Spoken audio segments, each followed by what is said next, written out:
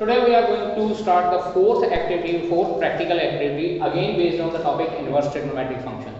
The aim for this activity is to explore the principal value of sin inverse x using unit circle.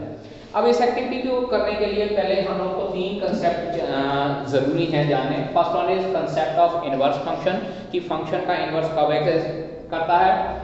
Second one periodic function. Periodic function का मतलब क्या होता है, जब एक function की दो डिफरेंट पॉइंट्स पे सेम वैल्यू आती है, that is known as periodic function. And principal value branch. What is the meaning of principal value branch of a sine inverse function. Now for doing this activity क्या करना है कि इस तरह से हम लोग एक्स एक्सिस और वाई एक्सिस ड्रॉ कर लेते हैं और इसके ऊपर एक यूनिट सर्कल ड्रॉ करना है. यूनिट सर्कल से मीनिंग ये नहीं है कि इसका रेडियस 1 सेंटीमीटर है. यूनिट सर्कल का मीनिंग है हम लोग कोई कांस्टेंट इसको रेडियस कंसिडर कर लेते हैं. लेट अस कंसिडर यहाँ पे मैंने 4 सेंटीमीटर को एक कांस्टेंट यूनिट सर्कल कंसिडर किया हुआ है. तो उसके अकॉर्डिंगली ये पॉइंट हमारे पास हो जाता है 4,0.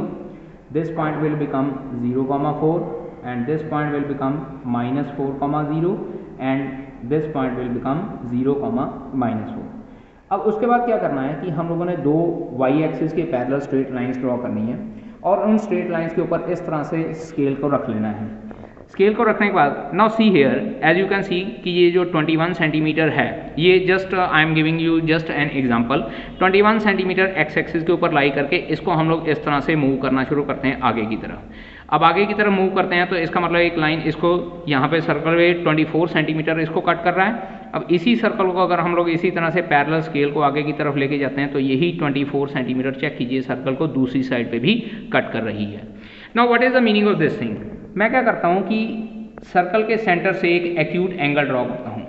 एक्यूट एंगल जब मैं ड्रॉ करता हूँ तो इस तरह से आगे की तरफ बढ़ा देता हूँ इस स्ट्रेट लाइन को और इसी स्ट्रेट लाइन को मैं पीछे की तरफ भी बढ़ा देता हूँ. ठीक है जी. Now let us consider this angle is x1 unit. अब सेम जो जितने डिग्री की मेजरमेंट का एंगल यहाँ पे लिया हुआ है, सेम मेजरमेंट का एंगल मैं दूसरी साइड पे भी ले लेता हूँ और सेम मेजरमेंट के अकॉर्डिंगली फिर से एक स्ट्रेट लाइन ड्रॉ करता हूँ जो सर्कल को आगे और पीछे दोनों साइड पे पेयर्स कर रही है दो पॉइंट्स के ऊपर. Now let us consider this point is P1, this point is P2 intersection point, this point is P3 and this point is P4 that is the intersection point. अब अगर ये x1 है, मैंने सेम एंगल x1 लिया हुआ तो यहाँ पे भी x1 एंगल हो जाएगा and this angle will become equals to pi minus x1. ठीक है जी. अब as you can see that कि जब हम लोग इसको इंटरसेक्शन पॉइंट्स को ज्वाइन करते हैं तो मेरे पास एक स्ट्रेट लाइन बनती है इस तरह से. इसी तरह से ये दो पॉइंट ऑफ इंटरसेक्शन को ज्वाइन करता हूँ तो फिर से मेरे पास एक स्ट्रेट लाइन बन रही है एक्सिस जो x एक्सिस के पैरेलल है.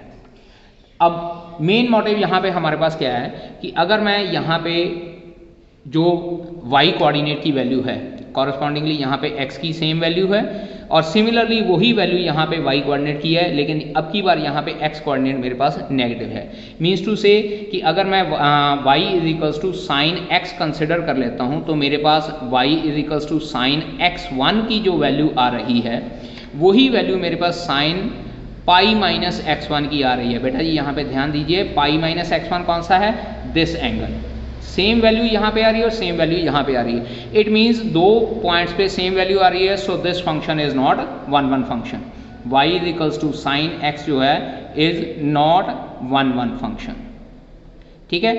अब यही बात अगर मैं यहाँ पे कंसिडर करूँ पॉइंट P4 और P1 के बीच में, तो यहाँ पे डिफरेंट वैल्यूज़ x की लेते हैं तो मेरे पास डिफरेंट वैल्यूज़ y की आती हैं. ये चीज़ यहाँ पे देखिए स्ट्रेट लाइन ड्रॉ करके यहाँ पे ड्रॉ कर रहा हूँ मैं, तो डिफरेंट वैल्यूज़ ऑफ x के लिए डिफरेंट वैल्यूज़ ऑफ y आ रही हैं. इसको मैं P5 कंसिडर कर लेता हूँ, P6 कंसिडर कर लेता हूँ, P7 and P8. Similarly different values यहाँ पे हमारे पास दूसरे क्वाड्रेंट में भी आ रही है. फर्स्ट क्वाड्रेंट में डिफरेंट वैल्यूज़ और ये यहाँ पे फोर्थ क्वाड्रेंट में भी डिफरेंट वैल्यूज़ आ रही हैं.